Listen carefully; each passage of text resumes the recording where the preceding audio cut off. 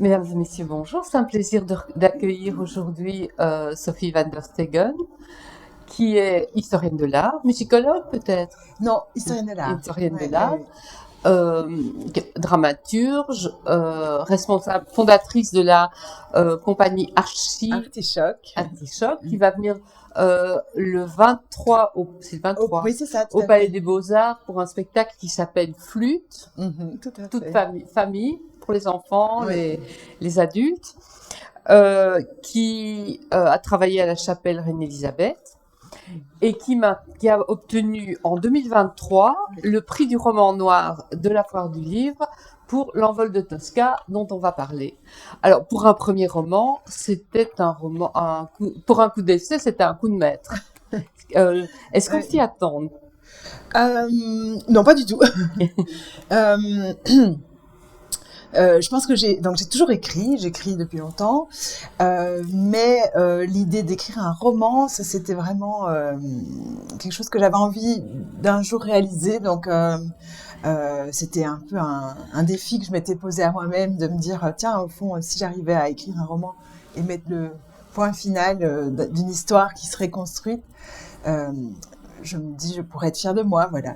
Et donc je l'ai écrit et puis il y a eu le Covid et tout, donc c'était un petit peu compliqué d'envoyer des manuscrits. Les gens vous disaient n'envoyez pas de manuscrits, on en a trop. Donc il était un peu resté dans mes tiroirs. Et puis j'ai vu qu'il y avait effectivement ce roman noir, ce prix qui existait, donc j'ai envoyé mon manuscrit, sait-on jamais. Et voilà comment c'est arrivé. Quand on dit roman noir, on a en tête un thriller, Un quelque chose polar. comme ça.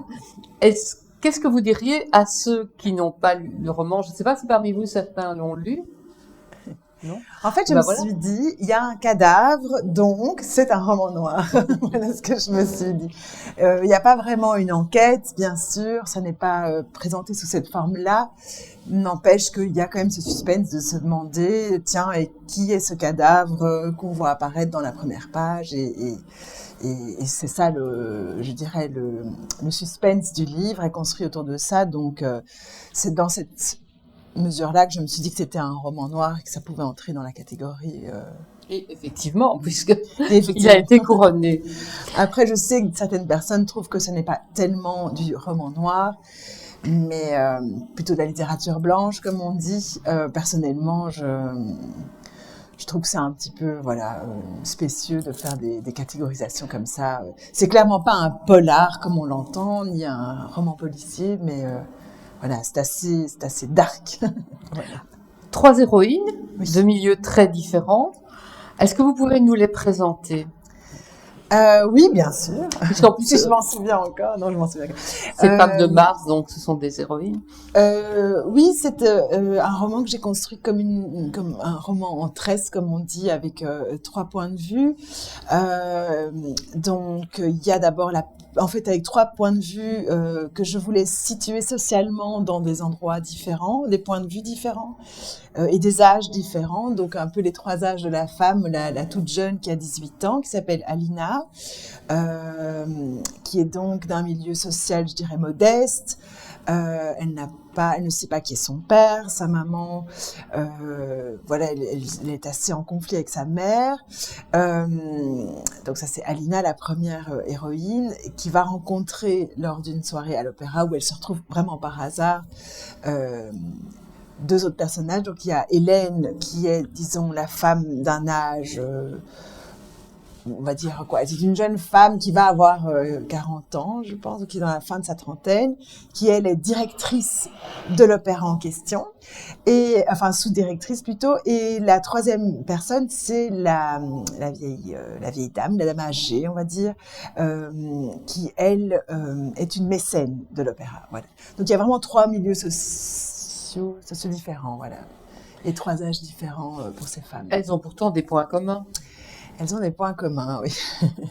Elles sont toutes les 3 assez malheureuses dans la vie. J'ai l'impression qu'elles sont à un point de leur existence où elles font une sorte de bilan comme ça qui n'est pas très, très positif, on va dire.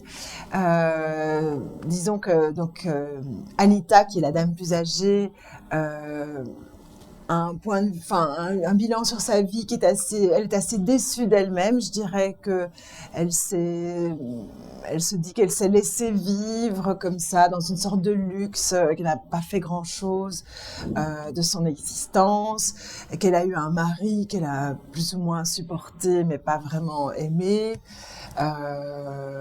Voilà, donc c'était une sorte oui, un peu un moment difficile.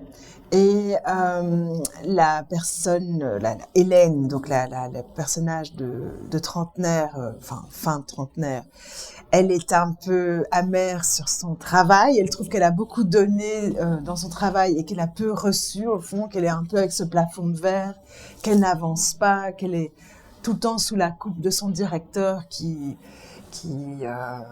l'empêche vraiment d'avancer, et elle se sent un petit peu en conflit comme ça.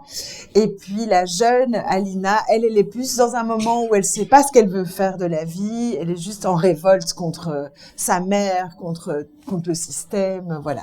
Elle se dit pourquoi est-ce qu'elle doit perdre sa vie à gagner sa vie, enfin voilà, c'est plus son état d'esprit. Je me dis parfois que je l'ai écrit, je devais être très déprimée parce que je trouve que tous ces personnages sont très dépressifs. Voilà. Et les hommes ne sont pas positifs du tout dans cette histoire. Ah oui, on m'en a fait beaucoup la remarque. Je me suis retrouvée plusieurs fois à devoir défendre mes personnages masculins parce que c'est vrai que de prime abord, n'ont pas vraiment un bon rôle. On me parle beaucoup du directeur que j'ai décrit dans le roman, qui est un directeur assez peu aimable, on va dire. Ce que je rappelle toujours, c'est évidemment, comme c'est un livre qui est écrit avec un point de vue, donc le point de vue que je prends est celui de Hélène qui raconte son directeur. Donc qui dit point de vue dit évidemment perspective, donc ce n'est pas ce que moi je pense du personnage, c'est ce que Hélène pense du personnage, et en effet elle est vraiment tellement révoltée contre lui que elle ne voit que le négatif. On pourrait se dire que si on prend un point de vue plus neutre, on pourrait se dire que c'est un bon directeur qui a mené sa barque, qui a réussi à faire quelque chose de cet endroit, mais voilà, dans les yeux d'Hélène, c'est juste un salopard. Et puis, les autres personnages masculins, bon, il y a effectivement la figure de Puccini qui est entre les actes ici dans le livre, et que c'est vrai, je critique un peu d'un point de vue féministe, on va dire. Voilà. Vous pouvez en dire un peu plus, Parce que c'est vrai que Puccini, moi j'adore sa musique, je suis vraiment une grande fan, hein, donc je voudrais surtout commencer par là. Si j'ai écrit ce livre, c'est aussi parce que j'aime énormément l'opéra, notamment l'opéra de Puccini. Mais ce qui m'a intéressée, c'est ce que Puccini disait. Il disait, moi, si je ne suis pas amoureux, ben, je n'ai pas d'inspiration. Donc vraiment, lui, l'amour qu'il ressentait était quelque chose qui l'inspirait, qui le mettait dans un état de création, on va dire. Ça, chez lui, ça a initié quelque chose. Et donc, ben, il était souvent amoureux, et très souvent amoureux de quelqu'un d'autre que sa femme. Et voilà, c'était tout à fait assumé chez lui. Alors, sa femme avait le très mauvais rôle, évidemment. On a retenu la femme de Puccini comme étant la vieille mégère avec son rouleau à pâtisserie, qui attendait toujours le génie à la maison et qui lui criait dessus, en lui demandant où il avait passé son après-midi et sa journée, son week-end, etc. Et voilà, moi j'avais envie d'un peu aborder l'histoire aussi en se disant, bon, on peut aimer effectivement la musique de cet homme et se demander aussi quel était son rapport un peu problématique avec les femmes, de les dévorer comme ça pour en faire de l'art, quoi. Donc c'est cette tendance qu'il y a dans l'histoire de l'art occidental de tous des génies, des hommes qui ont vraiment un peu vampirisé des femmes comme des muses et qui les ont après laissées sur le bord de leur route. Voilà. Ça m'intéressait. Et il y a effectivement l'anecdote que je ressors pour le livre, qui n'est pas très connue, qui est cette histoire de la servante de Puccini qui avait 15 ans quand elle a été engagée chez eux. et qui était toute jeune, donc à 15 ans, et qui était engagée pour faciliter la vie du maestro, parce qu'il venait d'avoir un accident de voiture. Puccini a très bien gagné sa vie, au fond. C'était quelqu'un qui était vraiment, qui a eu beaucoup de succès de son vivant, donc c'est assez rare chez les compositeurs que pour pouvoir le dire.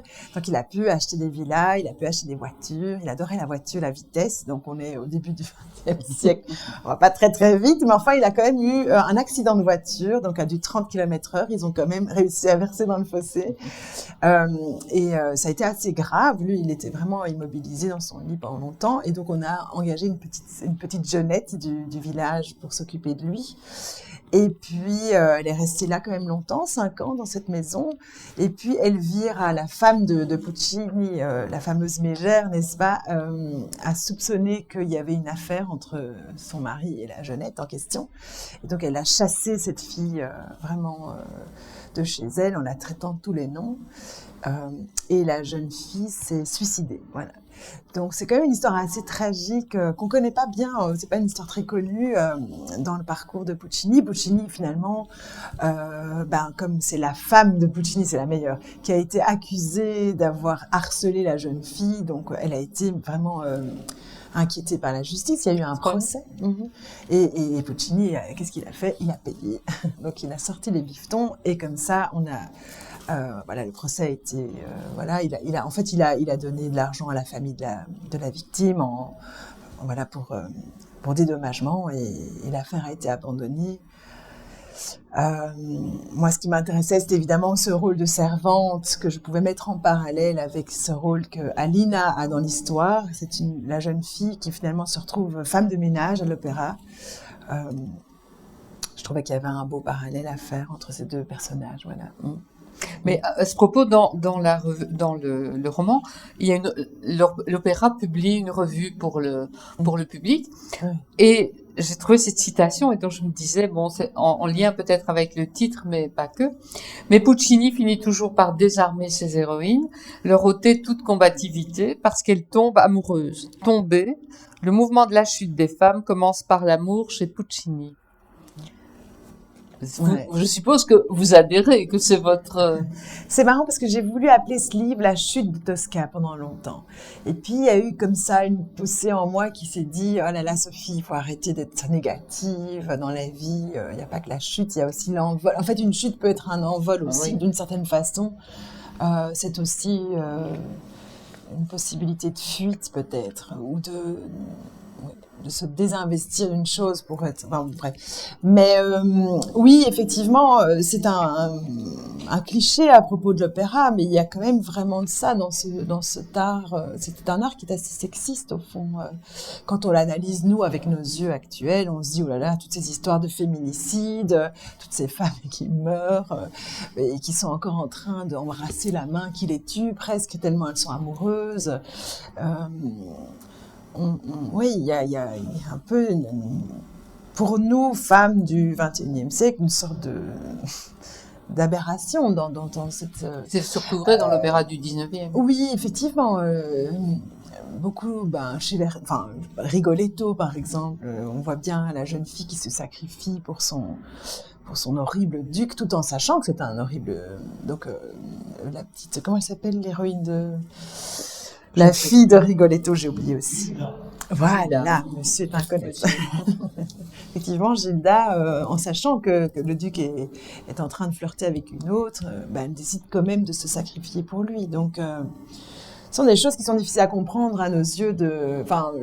La dramaturgie de ces spectacles, pour nous, elle est un peu aberrante. Et puis, elle est quand même intéressante parce que, en tout cas chez Puccini, et c'est ça qui est intéressant chez lui, il y a quand même toujours une sorte d'ambiguïté, une sorte de faille comme ça. Et donc, on se retrouve toujours à pouvoir quand même trouver dans le texte les éléments qui permettent de le désarmer lui-même, donc de le mettre en cause, et qui finalement est pour moi le signe d'un chef-d'œuvre, au fond. C'est quand le discours que vous avez a priori peut être déminé par un discours que vous pouvez trouver dans le même texte. Enfin, et c'est très très très fort chez Puccini, par exemple Tosca, qui donne le titre au livre. C'est l'histoire quand même d'une femme qui donc l'histoire de Tosca, je ne sais pas si vous la connaissez, donc c'est l'histoire de cette cantatrice qui s'appelle Tosca à Rome au moment des guerres napoléoniennes, je pense, quelque chose comme ça, et qui est brutalisée par un horrible, le chef de la police, donc qui s'appelle Scarpia, dans une scène qui est vraiment étonnante, même aujourd'hui. On voit sur l'opéra une tentative de viol, quand même. C'est une scène épouvantable. Donc Scarpia dit Tosca, maintenant tu vas coucher avec moi, plus ou moins, hein, en plus beau évidemment. Sinon je torture ton amoureux. On entend les cris de l'amoureux dans la pièce à côté, donc c'est quand même le deuxième acte de Tosca, assez hard. Et donc elle lui dit ok d'accord. Donc d'abord elle chante le Vici d'Amor et on dit comment est-ce que ça se fait que moi qui n'ai que aimé l'art et l'amour, je me retrouve dans une situation pareille qui est là le fameux air de la Calas. Et puis elle lui dit ok bon d'accord et elle fait semblant de se soumettre et elle le poignarde en fait. Donc il y a quand même un sursaut de révolte chez les femmes de Puccini. Ce ne sont pas toutes des femmes nouilles à la merci des hommes quand même. C'est intéressant de voir que Puccini avait quand même une certaine admiration pour... C'est moins le cas chez Verdi. Oui. Je veux dire, la révolte des femmes est moins... J'ai l'impression que oui. J'ai l'impression que Puccini, pour moi, c'est vraiment son... Je trouve que ses livrets sont vraiment magnifiques. C'est très subtil, en fait, les livrets de Puccini. Je trouve qu'ils sont vraiment bien écrits. Et d'ailleurs, c'est connu, Puccini réécrivait les livrets avec son librettiste, mais il les épuisait, en fait. Il voulait vraiment arriver au truc qui disait exactement ce qu'il voulait dire. Et comme il voulait exactement le mettre en musique, les livrets et la musique chez Puccini sont vraiment parfaitement...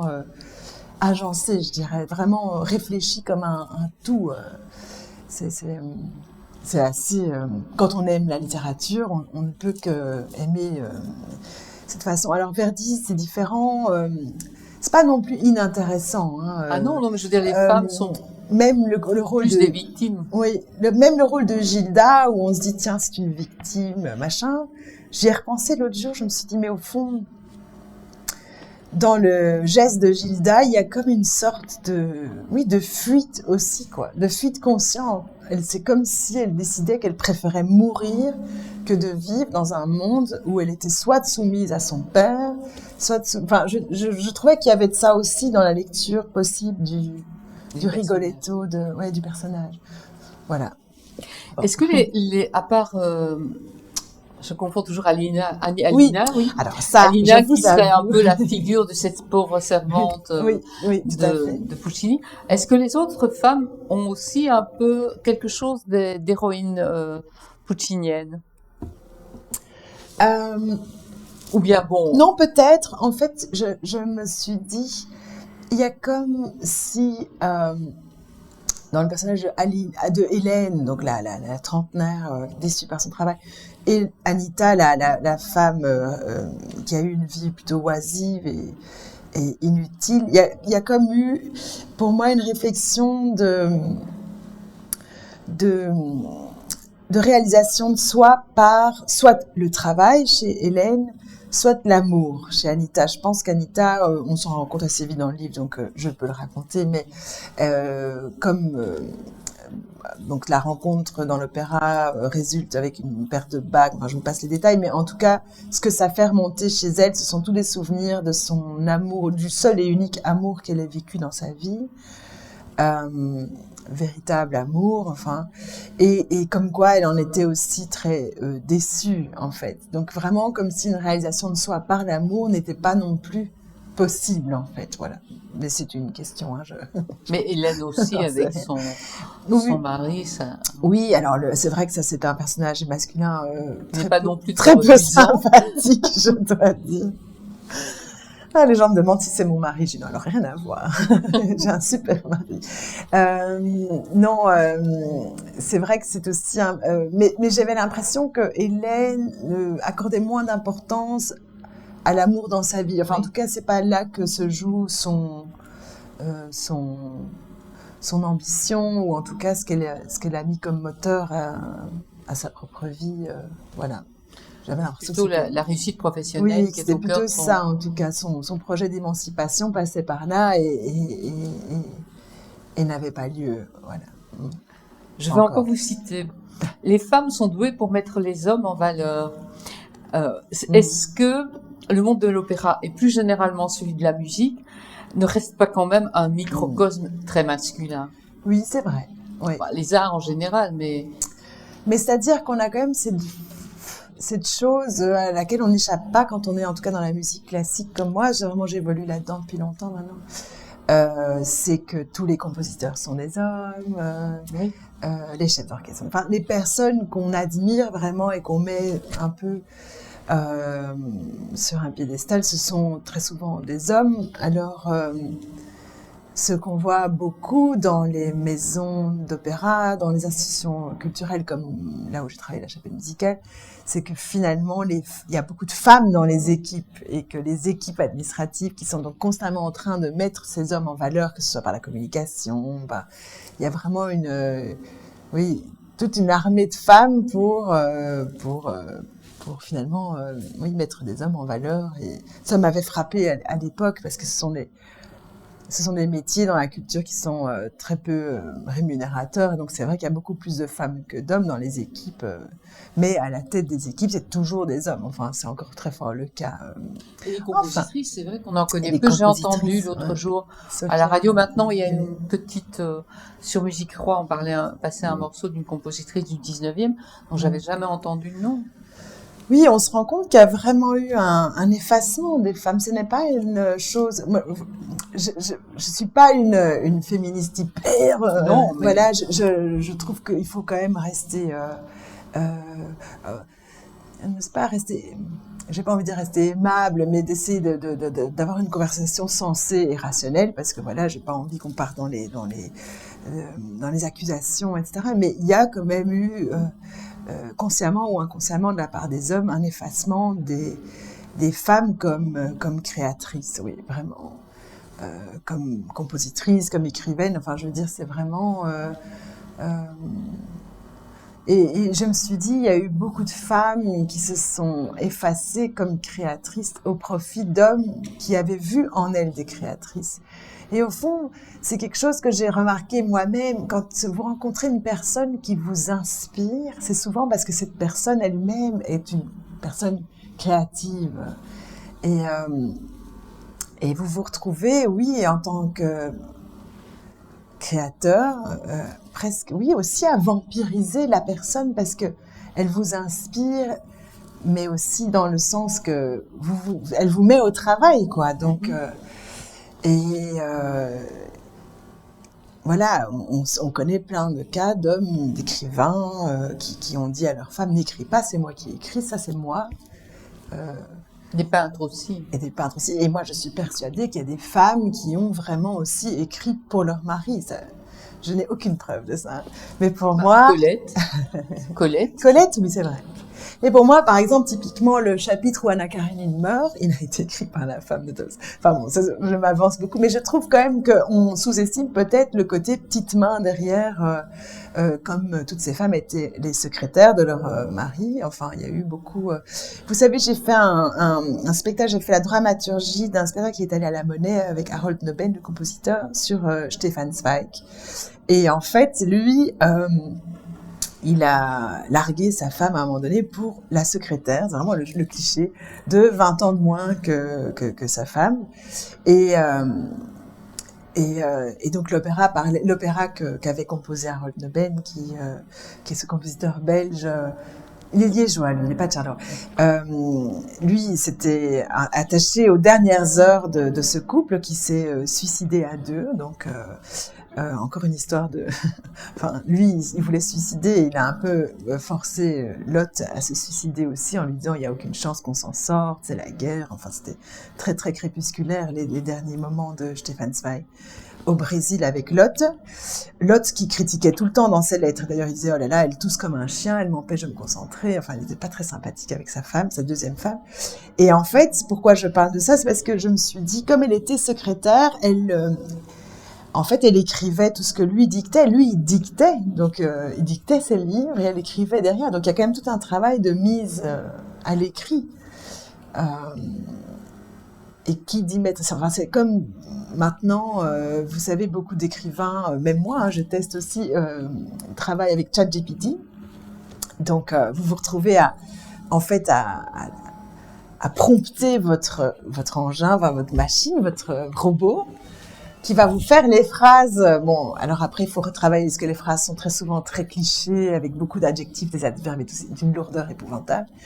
Mais je me suis dit, au fond, est-ce que toutes ces femmes qui étaient des secrétaires écrivaines de leur mari écrivain n'étaient pas, au fond, des sortes de ChatGPT de l'époque à retranscrire en écrit les idées géniales de leur mari? J'ai pas étudié la chose d'un point de vue universitaire, donc j'ai pas fait d'études de thèse là-dessus, mais je trouvais ça intéressant voilà, c'est tout ça qui m'intéressait.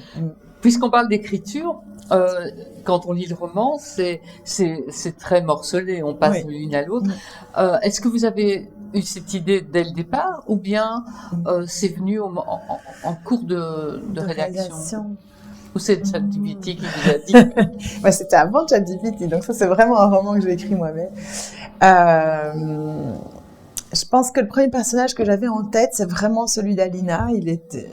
J'ai vraiment eu cette fille qui m'est apparue comme une idée il y a très longtemps en fait, avec ce malentendu qui la met à un endroit où elle ne devrait pas être et qui lui fait découvrir quelque chose auquel elle n'avait pas accès de par son éducation, à savoir l'opéra. Ça, c'est vraiment une idée que j'ai eue il y a très très longtemps, et l'idée qu'elle perdait qu'elle ramassait une bague perdue, ça aussi. Et puis après, j'ai tiré le fil. Vous savez, quand vous écrivez une histoire, vous avez des choses qui vous apparaissent, puis vous tirez des fils, et puis vous dites, tiens, c'est marrant, à qui appartient cette bague? Ah, et qu'est-ce qui va se passer si la bague a disparu? Qui va en avoir à souffrir? Ou qui est-ce que ça va influencer? Donc vous trouvez tout à coup, et puis tout à coup, il y a eu 3 personnages. Et puis, évidemment, moi, ce qui m'amusait, c'est que ces 3 personnages, pour moi, c'était comme 3 facettes d'une femme, quoi, de la femme, en fait. Voilà, sur un point de vue plus théorique, je me suis dit, ça pourrait être amusant de construire un roman autour de 3 points de vue, mais que ce soit 3 points de vue qui soient presque 3 facettes d'une même personne. À savoir probablement moi, mais c'est toujours ce qu'on dit quand on écrit. Finalement, on met énormément de soi, et comme on peut être tout et son contraire, bon, mais voilà. Et la bague? Pourquoi la bague? C'est conte de fées. Oui, je pense qu'il y a de ça. Non, je pense que vous avez raison. Il y a un côté vraiment mythique à la bague. La bague, c'est très souvent oui, c'est un prop, comme on dit en anglais, qui revient beaucoup dans les contes, beaucoup dans les mythes. La bague, c'est à la fois un signe d'alliance, mais aussi quelque chose qui vous fait découvrir des lieux, ou bien qui vous rend invisible. Enfin, il y a vraiment beaucoup c'est très chargé symboliquement, une bague. Et donc voilà, c'est pour ça que je me suis retrouvée avec cette bague. Et puis évidemment, avec tout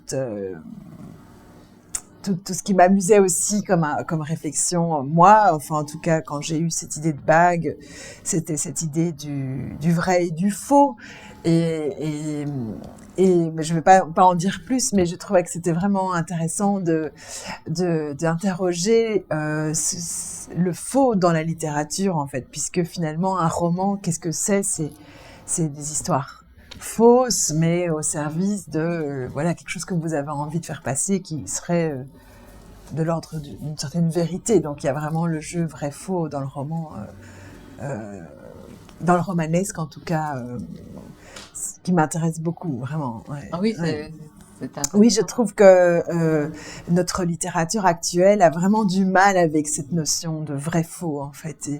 Et même moi, quand j'écris, parfois je me dis, mais pourquoi je m'embarrasse d'un personnage, un truc?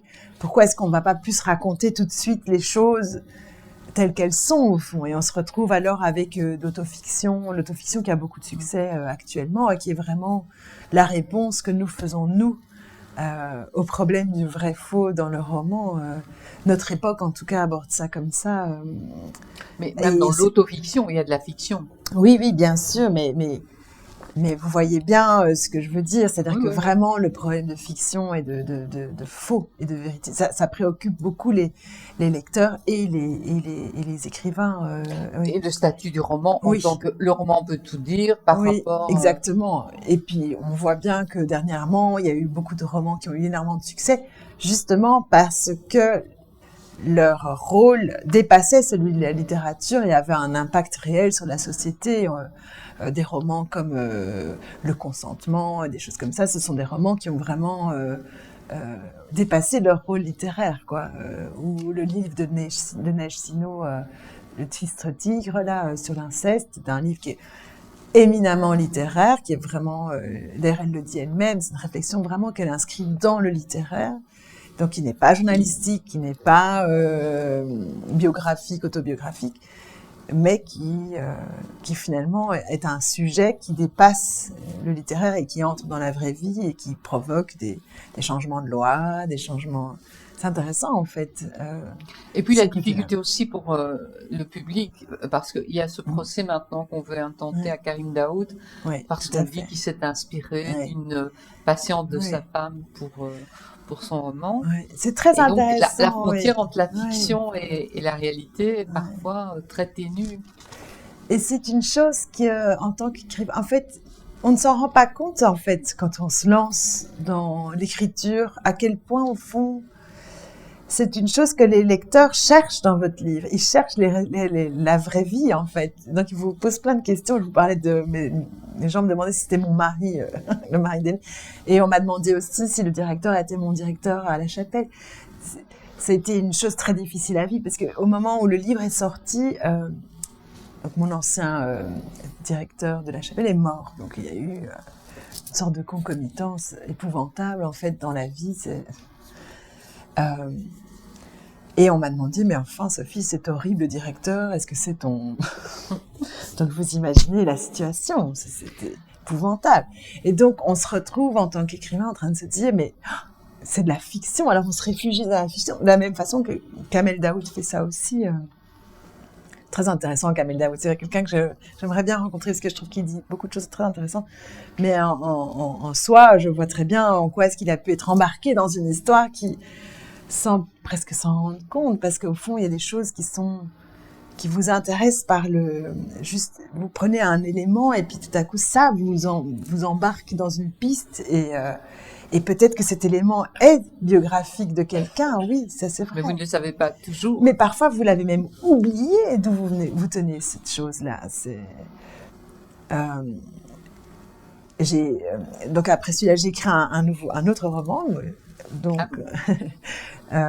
qui se passe en partie à Charleroi, donc ça m'amuse d'être ici, de passer, parce que bon, après mon roman n'a pas encore trouvé d'éditeur, donc je vous en parle comme je l'ai vécu. En tout cas, c'était en tout cas une réflexion beaucoup plus proche de cette idée du jeu quand on écrit. Qui est le jeu au fond? Donc j'ai pris plein de personnages différents à qui j'ai donné ce jeu. Donc je dis je suis passée d'un personnage à l'autre avec le jeu. Et puis je partais vraiment de l'idée que, parce que c'est un livre qui a été inspiré pendant le confinement, que la seule chose qui nous restait, c'est les supermarchés. Et en Belgique, le créateur des supermarchés, c'est Delhaize. Enfin, en tout cas, le premier supermarché bruxellois, c'était un Delhaize. Et Delhaize, vous savez sûrement, est une gloire de Charleroi, donc il vient de Ronsard. Et donc j'aimais bien l'idée de partir de là. Et puis après, j'ai commencé c'est de la fiction, donc on s'amuse aussi. Il y a aussi une partie où vous dites, moi, si j'écris, j'ai aussi envie d'un peu m'amuser. Sinon, c'est vraiment pénible d'écrire. Hein. C'est très, très pénible. Donc, il faut au moins que les histoires vous stimulent un peu. Et donc, moi, ce qui m'a amusé, c'était la rencontre entre Delhaize et les tueurs du Brabant. Voilà, parce que vous savez que les tueurs du Brabant, il y a eu tout cet axe de la Nationale 5, donc, et qu'ils ont attaqué énormément de Delhaize. Donc, il y avait aussi un rapport. Bref, et... je ne sais pas pourquoi je parlais de ça, mais effectivement, oui voilà, pour ça, parce que dans ce livre-là, j'ai commencé à raconter une histoire, et tout à fait, enfin, c'est une histoire, C'est une histoire d'un courrier qui arrive chez une femme qui l'ouvre, alors que c'est pour son mari. Elle croit que c'est une amende, c'est parce qu'il écrit police. Et puis, en fait, elle se rend compte qu'il y a une plainte pour fait de mœurs contre son mari, dans l'enveloppe. Donc, j'écris ça, voilà. Et puis, je fais lire le manuscrit à une copine, qui est écrivaine, qui est chanteuse aussi, et qui me dit, mais Sophie, cette histoire que je t'ai racontée de cette fille qu'on connaît, tu peux pas écrire ça. Et donc, en fait, je me suis rendu compte que ma mémoire, mais vraiment par un tour de passe-passe, avait complètement ignoré d'où venait cette histoire, que c'était une histoire quand même qui concernait une fille que je connaissais très bien, que je mettais dans un roman comme si de rien n'était, comme si je l'avais inventé, en fait. Et ça n'était pas du tout voulu. Donc, il y a aussi vraiment un effet de... Elena Ferrante, elle parle de pillage. Elle dit que les écrivains sont des pilleurs, en fait, qui pillent et qui vont prendre tout ce qu'ils peuvent, et puis... et voilà. Et donc, sans même s'en rendre compte, ils vont prendre votre nez, vos mains, votre problème, ils vont rassembler tout ça dans un personnage et un livre. Et au fond... voilà, donc il y a effectivement énormément de vrai, mais tout ça est faux. Et vous avez quand même gardé cet épisode Mais je l'ai gardé parce que je me suis dit, j'ai tout à fait le droit, en fait. Oui. Mais là où je me suis dit que c'était vraiment bizarre, c'est que je me souvenais pas du tout d'où me venait l'anecdote. Enfin, je l'ai écrite vraiment sans y penser. Mais je me suis rendu compte que le personnage avait une fille dans mon roman, dont le prénom était le féminin du prénom du petit garçon de cette fille dans la vraie vie. Donc, quand même, mon inconscient a fait le lien entre les deux. Évidemment, parce que sinon... ouais. Donc ça, c'était assez amusant. Donc voilà. Oui, on est un peu fous, les écrivains sont fous. Parfois, l'impression que je suis... On va revenir après, schizophrénie. On donnera la parole au public. Oui, volontiers. Mais je voudrais vous demander quand même encore quelque chose à propos de l'opéra, que vous connaissez très bien. Qu'est-ce qui dans le roman... Est-ce que dans ce roman, les lieux, le fonctionnement, etc., sont très inspirés par l'opéra, ou bien on est de nouveau dans une... Alors ça, justement, je me suis dit, j'ai envie de me faire plaisir, j'ai envie d'inventer un lieu, j'ai envie... je trouvais que l'idée d'inventer un endroit de A à Z avec son architecture, son directeur, son CA et tout, ça m'amusait plus que de dire que ça se passait à la Monnaie. À un moment donné, j'ai hésité, je me suis dit, tiens, mais pourquoi est-ce que je ne le situerais pas à la Monnaie on a la Monnaie à Bruxelles, c'est un opéra. Mais je me suis dit que c'était... oui, c'était vraiment moins amusant. Je trouvais ça plus amusant d'inventer. Donc, un architecte art nouveau, tardif, un peu kitsch. Mais bon, après, le fonctionnement, c'est le fonctionnement. Moi, j'ai travaillé là-dedans, donc je connais les fonctionnements de ces endroits-là. Voilà, c'est plutôt réaliste, on va dire. J'ai, moi, cru, par certains points... C'était le théâtre du parc. Le théâtre du parc. Il y a beaucoup de gens qui me disent ça. Oui, parce qu'on voit le palais de justice au loin. Oui. Le parc. Oui, tout à fait. Le grand balcon. Oui, tout à fait. Oui. Sur la rue. C'est pas celui-là que j'avais en tête. Moi, j'avais le parc à Bruxelles, si vous connaissez, c'est le parc d'Uden, qui est un parc à forêt. Et en fait, sur l'esplanade du parc d'Uden, vous voyez au loin la coupole du palais de justice. Voilà. Et c'est pour ça que je me suis retrouvée avec ce palais de justice en face de l'opéra. Mais bon, en soi, c'est une bonne... c'est peut-être aussi un processus inconscient que j'avais le théâtre du parc en tête sans m'en rendre compte. Et voilà, c'est vrai que c'est assez semblable, en fait. Ouais. Et donc, on a parlé de ce livre qui est en attente. Est-ce qu'il y a, vous avez d'autres projets en écriture pour le moment Oui, ce qui est difficile, c'est de passer au-dessus de ce deuxième roman qui est un peu comme une sorte de projet un peu mort-né comme ça. Quand vous écrivez un roman, c'est votre bébé, donc c'est difficile de ne pas le voir accompli, on va dire. Mais c'est pas grave. Et il n'y a vraiment aucun espoir? Mais en fait, je devrais continuer à l'envoyer comme une folle, mais je suis un peu paresseuse. Je trouve que la phase envoi du manuscrit avec la lettre d'accompagnement, c'est fatigant. Il faut suivre un plan précis, voir à qui vous l'avez déjà envoyé pour pas le renvoyer, relancer les bonnes personnes. C'est pas très très simple, on va dire. Mais c'est pas grave. Comment s'appelle-t-il encore, ce monsieur qui est à la radio et qui présente tous les prix Dorian Delpatture, non? Non, c'est pas lui. Ça va me Laurent revenir. Dosset. Non. Bref, ça va me revenir. Mais en tout cas, j'étais. Jean-Paul, C'est pas lui, non. C'est un spécialiste du polar et. Ifran. Oui, voilà. Donc il y j'étais avait boire un Michel petit Dufresne. café avec lui. Voilà, Michel, il m'a dit deuxième roman, il faut pas s'acharner. Écris déjà le troisième. Voilà, donc j'ai écrit le troisième. Il m'a dit c'est toujours comme ça, c'est très compliqué. Il faut pas rester bloqué sur le deuxième. Il faut continuer à écrire.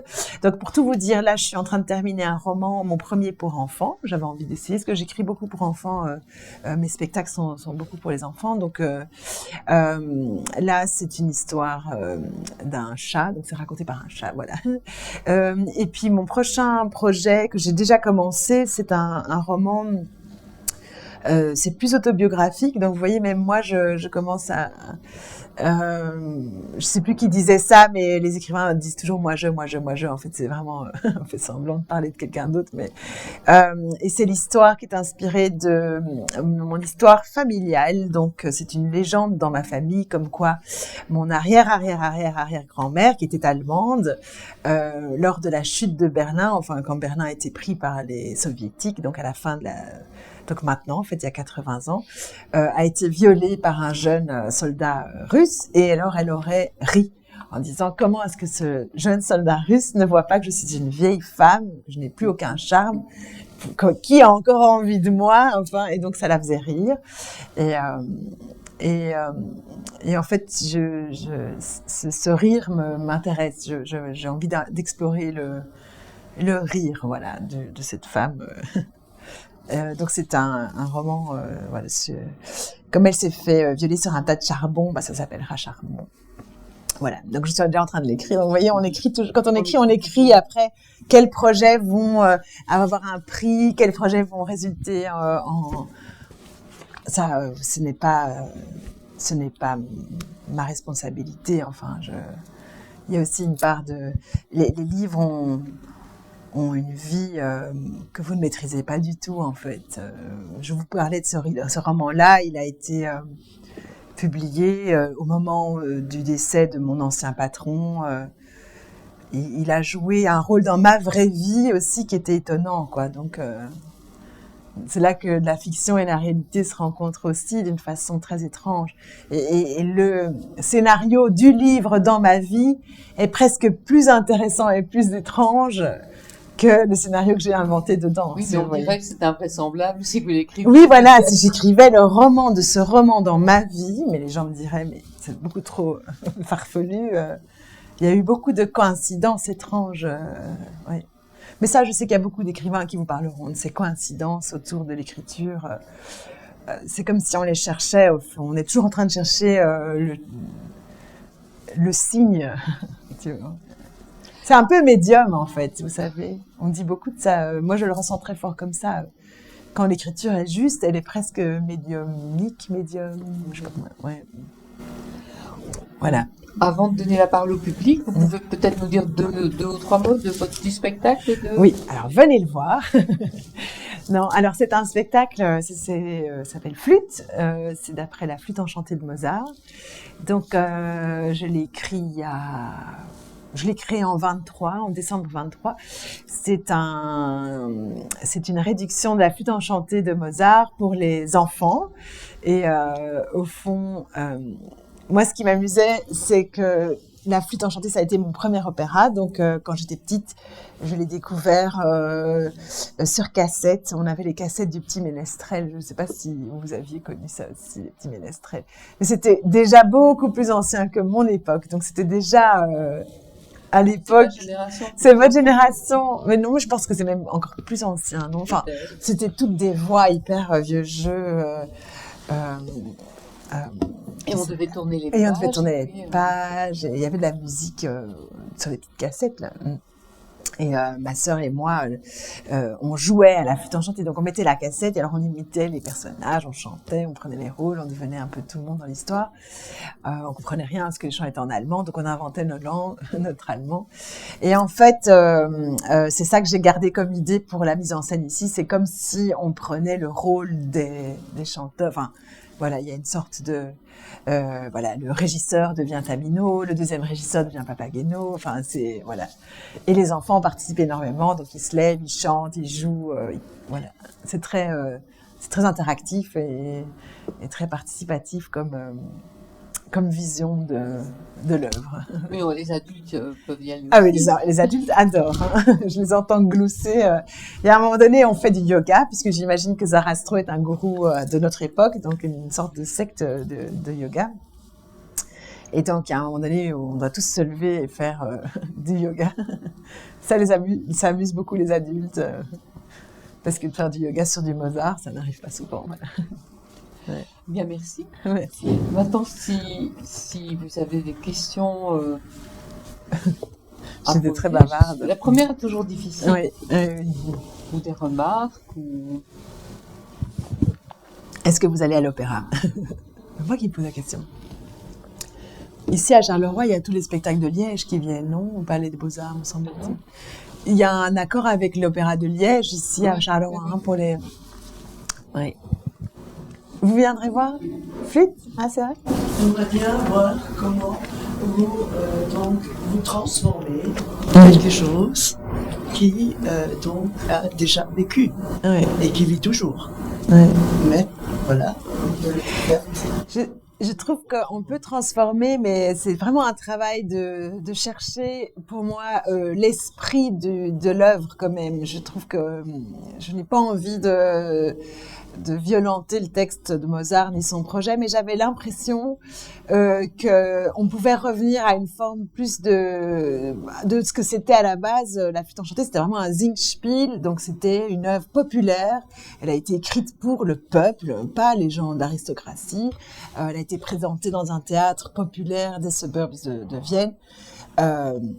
Et pour moi, il y a énormément d'humour dans La Flûte enchantée, qu'on oublie quand on a les mises en scène hyper sérieuses avec les grands prêtres de la franc-maçonnerie.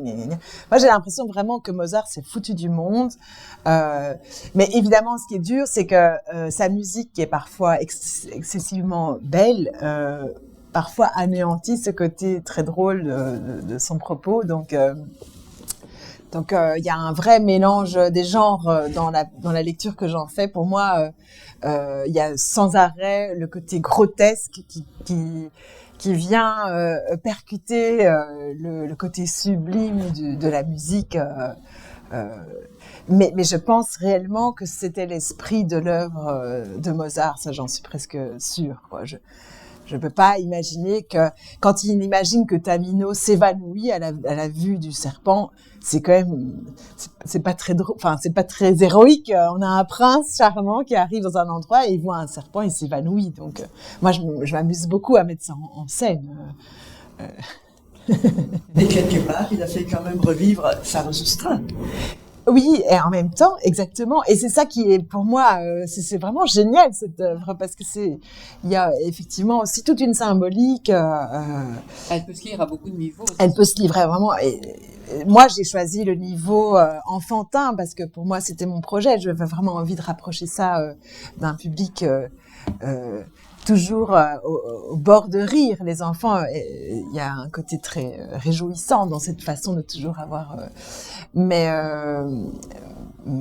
effectivement, le chœur final, quand vous avez le chœur, on le fait dans l'opéra, dans notre version, donc on a un chœur final, c'est presque religieux. En fait, cette musique, c'est d'une beauté presque religieuse, quoi. On a l'impression d'être dans une église, presque, ouais. C'est très beau. C'est très... ouais. Je sens un petit peu vos pensées. Là, je ne connais pas votre livre, mais je pense bien que vous l'avez aussi quelque part comme ça travaillé. Votre sujet dans le livre. Oui. Vous voulez dire par rapport à Puccini ou par rapport à l'œuvre de Tosca? Des rapports, disons, différents. Donc, mettre en œuvre pour quelque chose que vous le ressentez, quoi. Oui. Je ne sais pas. Oui. Il faut lire le livre. Ben oui, voilà, bien sûr. Mais mon impression est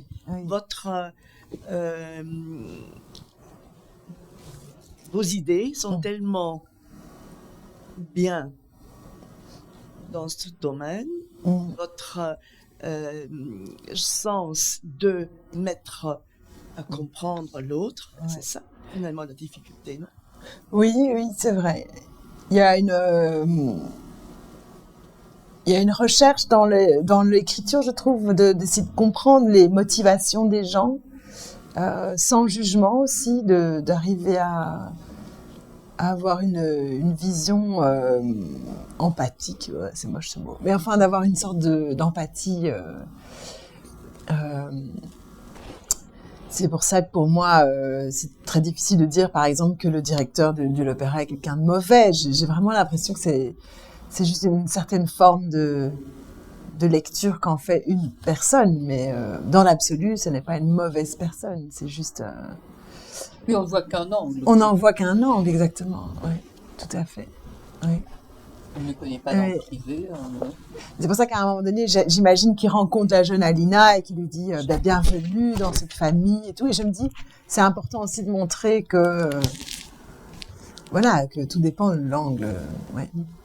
Et puis, on sait bien comment c'est avec les gens. On est parfois pris dans des rapports qui sont embarqués dans une sorte de direction dans laquelle on s'embarque, qui est malgré nous aussi. Ouais. Oui. Du point de vue pratique, les lieux et les dates de votre spectacle sur la flûte enchantée. La flûte enchantée. Et à partir de quel âge pour les enfants? Vous pouvez vraiment venir avec des très très jeunes, parce que j'ai eu beaucoup de bébés, figurez-vous, qui venaient aussi dans les bras des parents. Je trouve ça important que les familles puissent venir en famille et qu'on ne doive pas chercher une babysitteuse pour le bébé. Enfin, j'avais vraiment envie que ce soit un moment où on vient avec les grands-parents, les petits, enfin voilà. Et donc, oui, ça marche assez bien à tous les âges, en fait. Peut-être qu'avant 6-7 ans, ils comprennent pas très bien l'intrigue, encore que c'est vraiment l'intrigue de la flûte enchantée.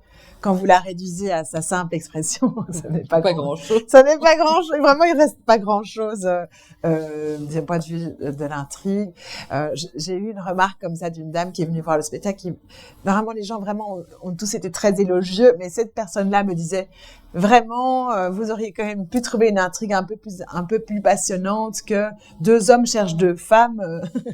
J'ai dit, je suis désolée, mais c'est quand même la base, pas mal. Ou alors, vous pourriez faire un autre opéra. J'étais là, oui, il y a aussi l'opéra. Tosca, peut-être pour les petits-enfants.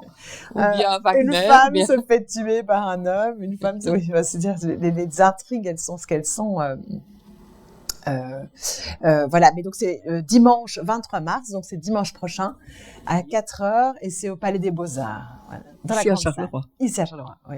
Merci. Ah. Parce que Vincent, Je l'attendais, évidemment. J'attendais que je m'attaque. Mais oui. Je vais revenir à la jeune servante de Puccini. Oui. La légende voudrait que le suicide de Liu dans Turandot serait la résultante de cette aventure. Alors, qu'est-ce que vous en pensez? Moi, je suis un petit peu sceptique, mais bon, voilà. La légende voudrait ça, et c'est évidemment quelque chose qui est très romanesque en soi, c'est-à-dire que Puccini est mort au moment où il composait l'air de Liu, donc Liu dans son dernier opéra, Turandot. C'est ce personnage d'esclave qui préfère mourir que de révéler le nom de son maître, parce qu'il y avait toute cette histoire que si on découvrait le nom du maître, on pouvait le tuer. Enfin, c'est le plot de Turandot. Il y a effectivement quelque chose assez, oui, comme je vous dis, romanesque, d'imaginer que Puccini, sur son lit de mort, ait eu une sorte peut-être de remords pour cette histoire. Qu'il y ait pensé me paraît quand même humain, hein, pourquoi pas. Alors, ça va plus loin que ça, parce que dans la théorie que moi j'avais lue, enfin dans les recherches que j'avais faites, il y avait quand même cette idée que Doria, qui est donc le nom de cette servante qui s'est suicidée, en fait, n'avait pas eu d'aventure avec Puccini. Ce n'est pas elle qui couchait avec le maître, c'était sa cousine, apparemment. Et donc, la cousine de Doria s'appelait Giulia, et visiblement, effectivement, il y avait une relation. Est-ce qu'il n'y aurait même pas eu un enfant, me semble-t-il? Enfin, bref, et le véritable enjeu, en fait, a été que Doria préférait mourir que de racuspoter en fait, de sauver sa peau en disant, mais non, mais c'est pas moi, c'est Julia qui couche. Donc, elle a préféré effectivement, se sacrifier.